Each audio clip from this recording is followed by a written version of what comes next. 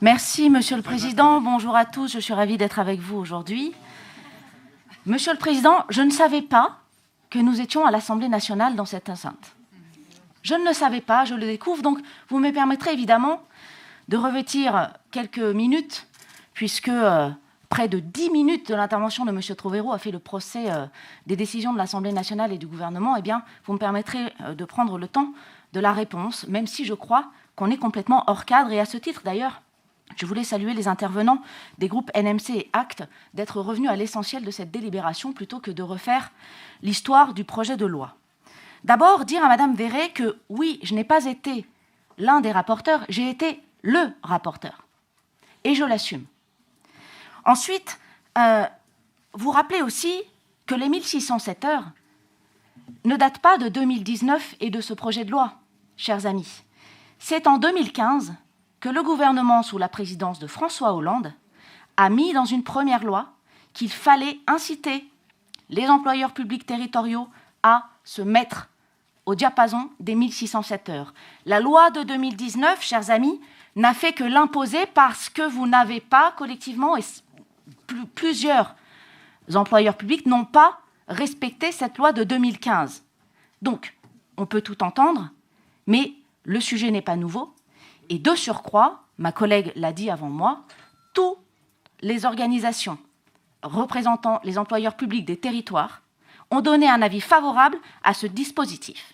Donc vous pouvez me raconter tout ce que vous voulez. Ce que l'on voit surtout, c'est que ça fait l'affaire de nombre d'employeurs publics, que le gouvernement ait pris sa responsabilité et l'Assemblée nationale de même pour imposer ce dispositif que d'aucuns, et notamment certains d'entre vous ici, n'ont pas osé prendre depuis 2015.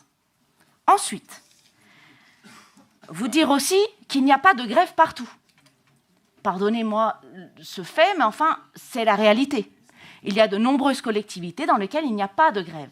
Donc on a un sujet de dialogue social immanquablement, et je crois que personne ne peut le nier, vu les événements d'aujourd'hui. Alors moi, j'ai envie de vous dire, chacun dans son rôle, Madame la vice-présidente.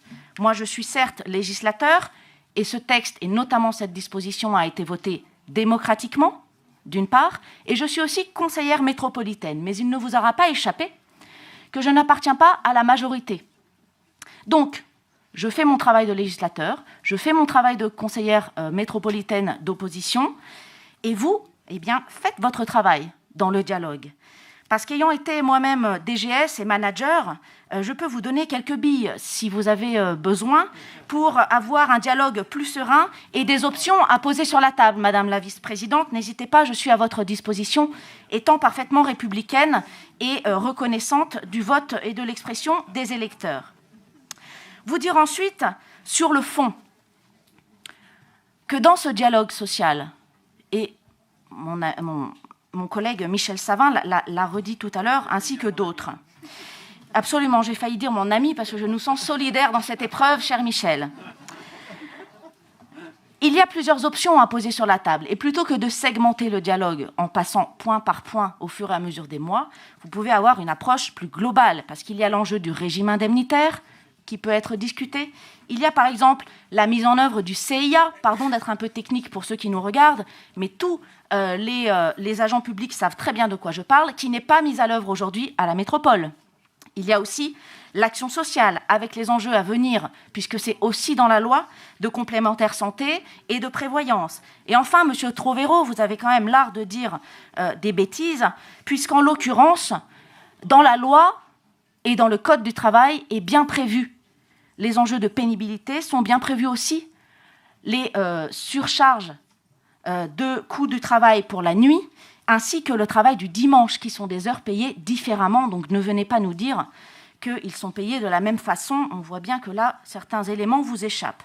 Rappelez aussi à M. Coiffard, qui lui aussi fait le procès de cette loi, que cette loi, c'est aussi la prime de précarité que j'ai défendue à titre personnel, contre l'avis du gouvernement, pour ceux que vous employez en CDD, à temps partiel, une semaine par-ci, une semaine par-là, au périscolaire. Oui, messieurs, dames. Qui a fait voter ça dans la loi? Eh bien, c'est Madame Chalas, c'est moi, eh oui.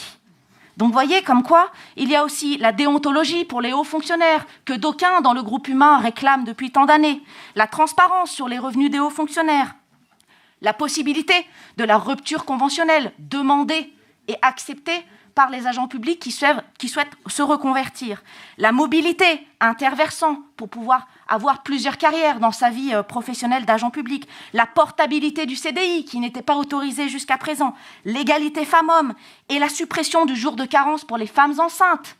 C'est à tout cela que vous dites en quelques minutes dans cette Assemblée qui n'est pas celle de l'Assemblée nationale que vous êtes contre. Dont acte. Il faut reconstruire le dialogue, à n'en pas douter. Il faut reconstruire le dialogue, à n'en pas douter, mais pas au prix du renoncement. Je rappelle encore, lorsque M. Trovero parle de la libre administration des collectivités, c'est cocasse, parce qu'en l'occurrence, durant tout ce texte de loi, c'était les arguments des LR. Donc j'apprécie le petit clin d'œil. Et enfin, cher Michel Savin, j'ai du mal à comprendre cette position du groupe par rapport à cette délibération, pour la simple bonne raison que certes, cette délibération est principielle, mais parce que justement, monsieur le sénateur, vous avez voté cette loi, eh bien, ça irait de soi que cette délibération emporte votre accord. Il me semble que ce serait assez logique. Voilà ce que je voulais dire, monsieur le Président, en étant navré d'avoir à reprendre la casquette de député et de rapporteur général de cette loi, alors que je crois que le sujet va être l'application et les dispositions et le dialogue que vous allez continuer à mener à la rentrée. Et je vous souhaite évidemment bon courage pour cela. Et bien sûr, je reste à votre disposition pour avancer. Merci.